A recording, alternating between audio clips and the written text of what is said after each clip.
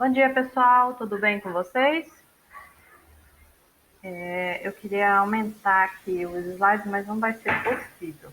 Porque toda vez que eu tento aumentar, acaba dando erro aqui. Enfim, vamos começar.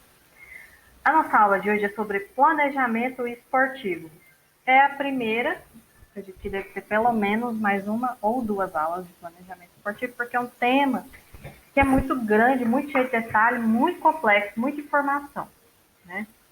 Então, hoje eu vou falar mais aspectos gerais sobre o planejamento esportivo, tá bom? Então, essa é a primeira aula de planejamento esportivo. Então, vamos lá. A primeira coisa que você precisa ter em mente quando você vai fazer um planejamento esportivo, você tem que, aliás, eu esqueci até de colocar aqui, ó, escrever, que é uma coisa que é óbvia, que é ter em mente os objetivos do seu evento esportivo.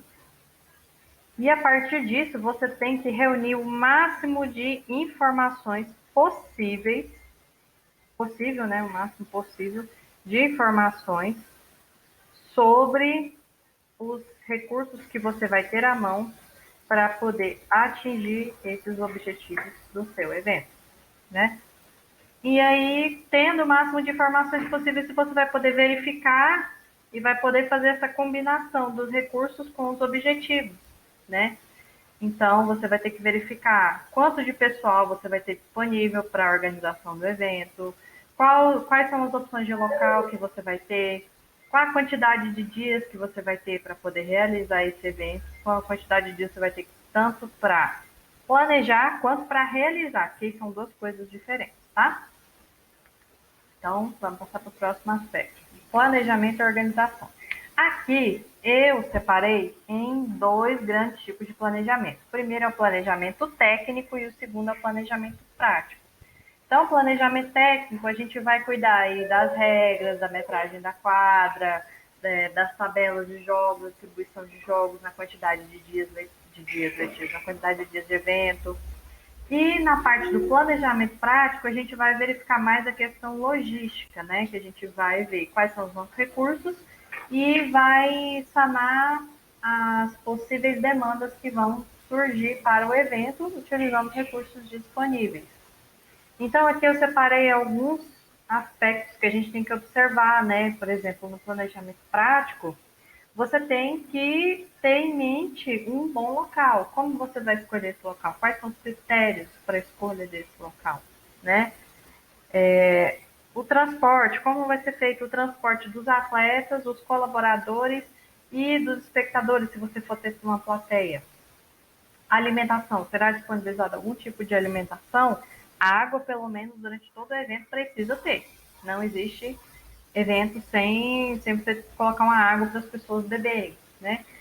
Mas é questão de lanche. Vai ter almoço, vai ter jantar, vai ter lanche? Como vai ser isso?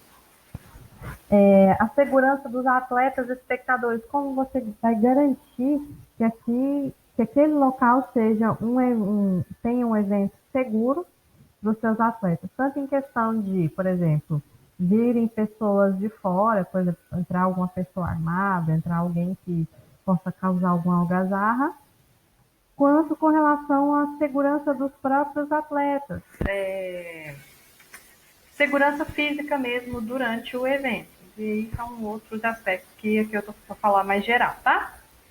Planejamento financeiro. Quais são os recursos financeiros que você tem para organizar esse evento e como você vai alocar esses recursos e como você vai organizar um demonstrativo financeiro para ter uma transparência dos recursos que foram utilizados no evento. Né? Você vai ter patrocinadores? Não vai ter? Como é que vai ser? De onde vão vir os recursos, né? Para você utilizar nesse evento? Se você for utilizar, de qualquer forma, sendo ou não dinheiro público, por exemplo, dependendo do serviço que você for utilizar. Suponhamos que você for contratar um transporte externo, você tem que ter pelo menos uns 3 orçamentos para comprovar que você realmente buscou a opção mais barata e mais viável financeiramente e de forma prática e logística para aquele evento. Como vai ser feita a divulgação, né? essa divulgação vai ser só para os atletas? De novo, vão ter espectadores, vai ter plateia naquele evento? Vai ser um evento que ele vai ser gravado, ele vai ser transmitido pela internet? E se ele for ser transmitido, ele vai ter alguma divulgação online? Vocês vão fazer cartazes para divulgar esse evento? Como vai ser feita essa divulgação? E premiação. Terá ou não premiação? Você tem recursos financeiros para poder dispor, para fazer uma premiação para essas pessoas?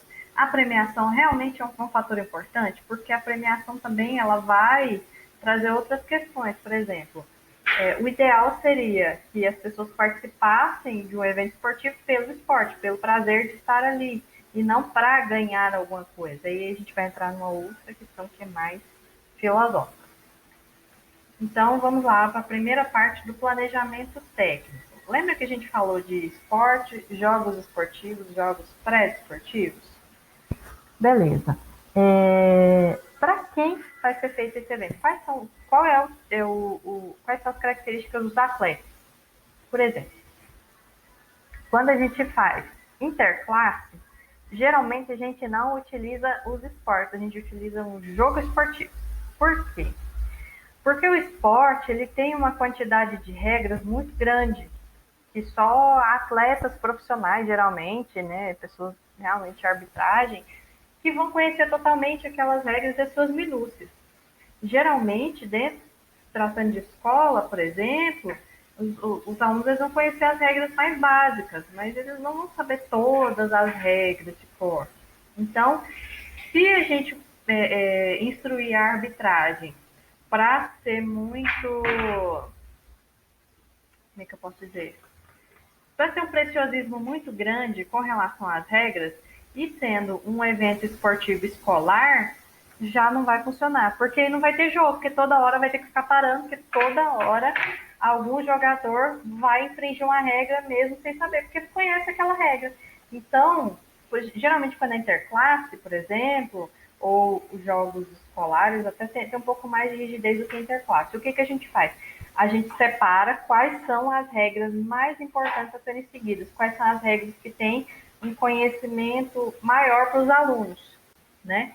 Então, por exemplo, se a gente for falar aí de futsal, regra de substituição, penalidades, esse tipo de coisa são coisas mais básicas.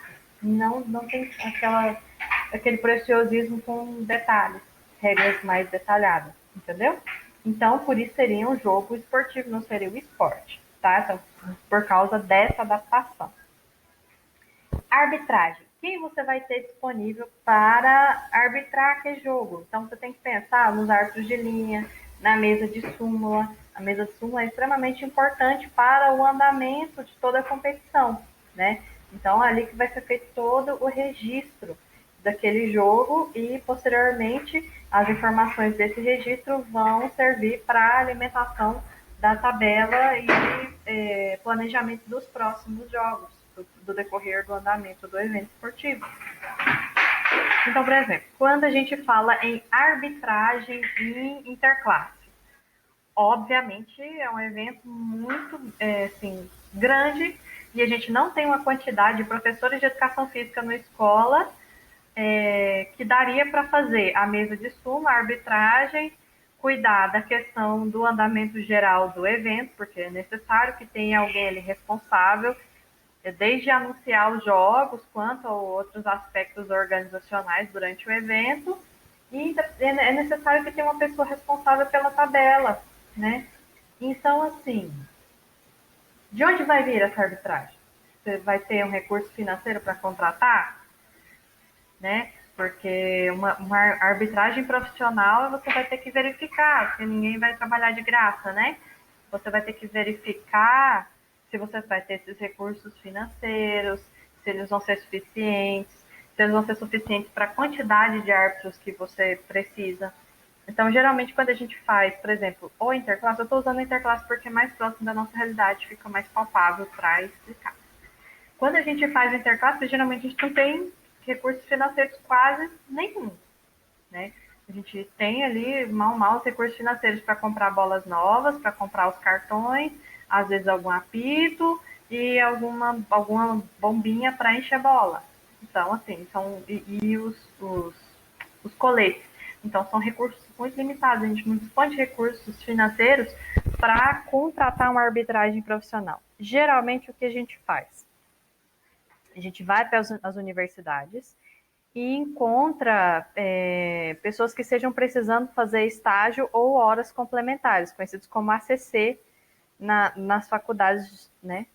E aí, geralmente, essas pessoas elas precisam de uma quantidade de horas fora da sala de aula, na universidade, para poder. É como se fosse uma outra disciplina. Vocês não têm português, matemática, educação física, filosofia? Quando a gente está na faculdade, a gente tem uma disciplina todo semestre que chama ACC. E aí você tem que cumprir uma carga horária fora da sala de aula para poder, né, vencer esse ACC. Então você tem que entregar registros demonstrando que você participou de atividades extra-classe para suprir esse ACC. Tá? E você não se forma se você não cumprir todos os ACC de todos os semestres. E aí a gente convida estudantes de educação física e em troca a gente dá o treinamento para atuar naquele interclasse. Bom, pelo menos é assim que eu faço, dou um treinamentozinho prévio. E as horas do dia do evento. Então, a pessoa... Desculpa, meu filho acabou de cair ali, eu estava vendo se ele tinha se machucado. Então, a pessoa, em troca do trabalho dela ali no dia e no treinamento, ela vai ter a declaração da escola de que ela cumpriu essas horas complementares. Entendeu? Então, geralmente é assim que a gente faz. A gente busca estagiários de educação física para fazer essa arbitragem. Opa, subiu aqui. Tabela e distribuição de jogos para quantidade de dias letivos. Gente, essa tabela é uma questão à parte e é um pouco mais complexa. E senão o vídeo também a aula vai ficar muito longa, tá? Então, a gente vai ter um dia específico para essa questão de tabela, tá bom?